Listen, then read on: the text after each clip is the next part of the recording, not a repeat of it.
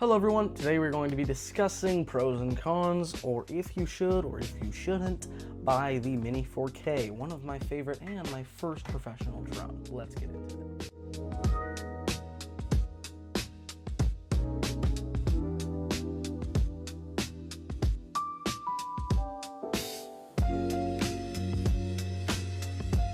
Now, first thing I'd like to say, size. That's a big thing about the Mini 4K. We got this bag, which I got with the Fly More combo, and 3 batteries that fit into a size smaller than the remote control.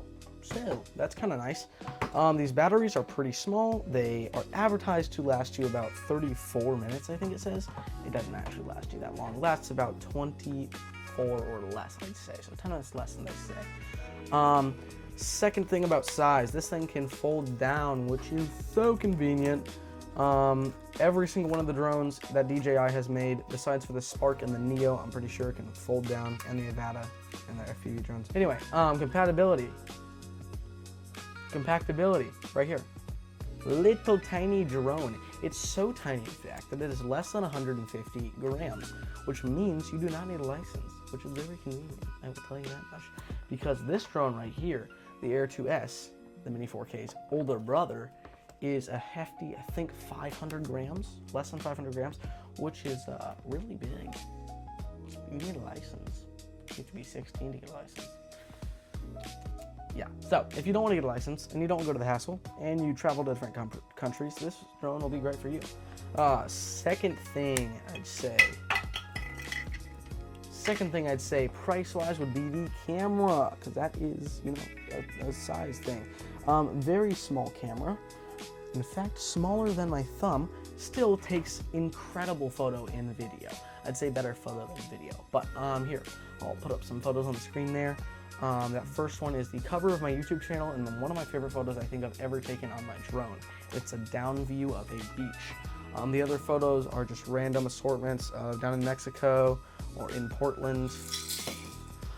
Yeah, lots of stuff that I've done with this drone. I love it. So next thing I'd like to talk about would be the price. Now this comes in at about $299 with just this, one of your batteries, and then one controller. Now, this is a really good price for this drone. Honestly, if I didn't want to spend what I spent for this, I would have just gotten this. The only annoying thing, you don't have a good bag that comes with it.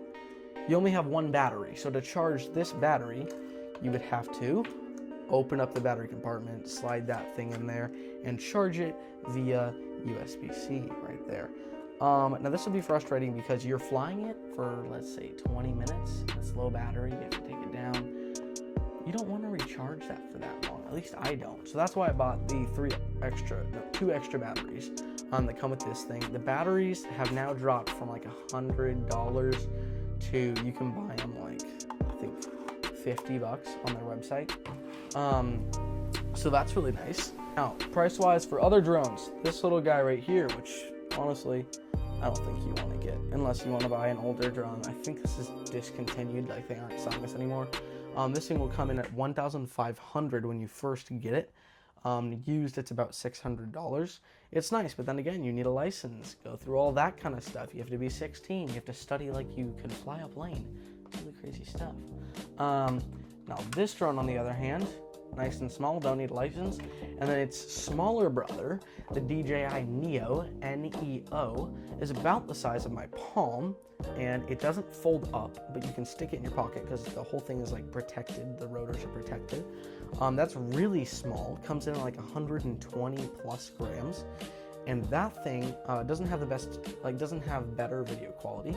It's a little bit worse than the Mini 4K, but that can actually track you around. Now, if we're talking about tracking, we'll stay on that subject. This drone, I think this is the only one out of every single drone DJI has ever made that does not track, besides for some of its older models. Tracking meaning you're skateboarding, you're running, you're biking, and it can just follow you nice and easy. I would kind of like that on my drone, but it doesn't have that, which is frustrating at sometimes. So if you want something that can track you, if you're a biker or a runner, or you are just a vlogger that want a cheaper alternative, the DJI Neo, which comes in at about $200, is a really good alternative. I'm close to buying one right now just to see how it is.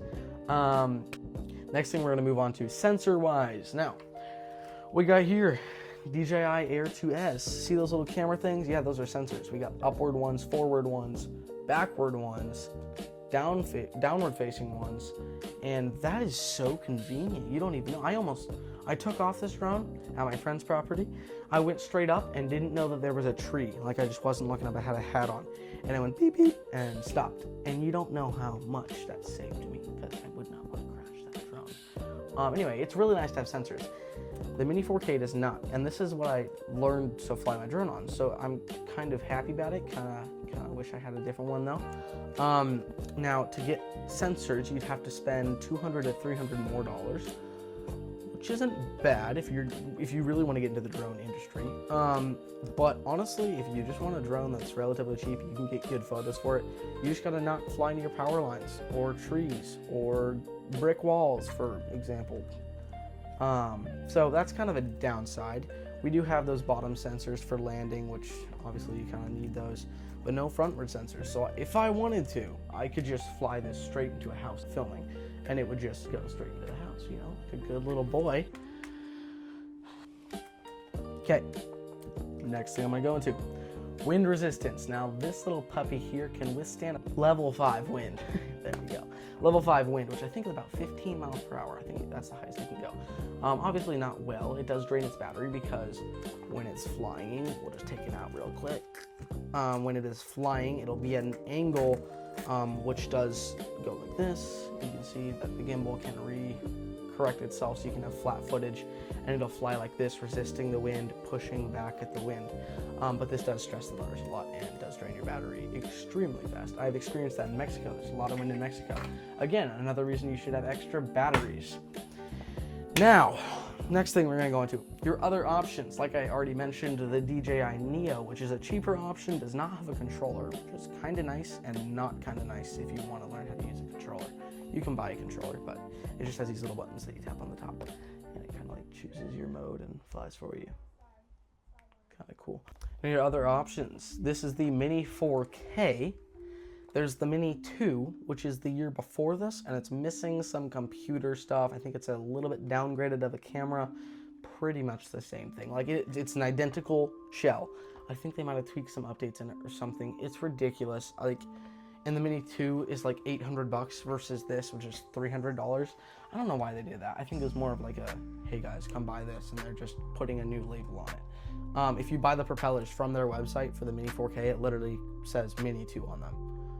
That's kind of weird. An upgrade from this, if you want sensors, really cool fisheye sensors that kind of stick up, that would be the Pro series. So the Mini 3 Pro, the Mini 4 Pro, they just came out with the Mini 5 Pro, which has LiDAR on it, and they have the swappable propellers that, instead of these ones that you have to switch out by screws, which I can do in another video, I can show you guys how to do that.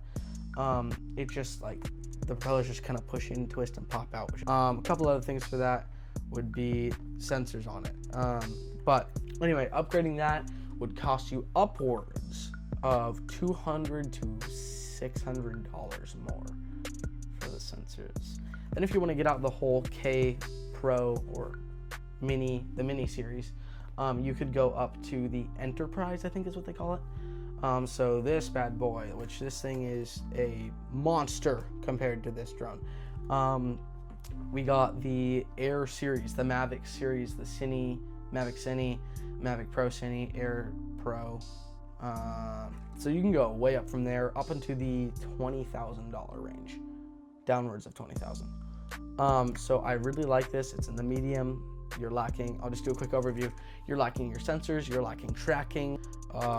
You can get a better camera, but for the price of it, it's really worth it. And I recommend this if you just want to spend a little bit of money. You don't really worry about crashing it. If you do want to spend $200 more to get sensors, I highly recommend that. I haven't got one of those yet. I have this thing right here, which does have sensors, but it's a honker of a beast, and I need a license.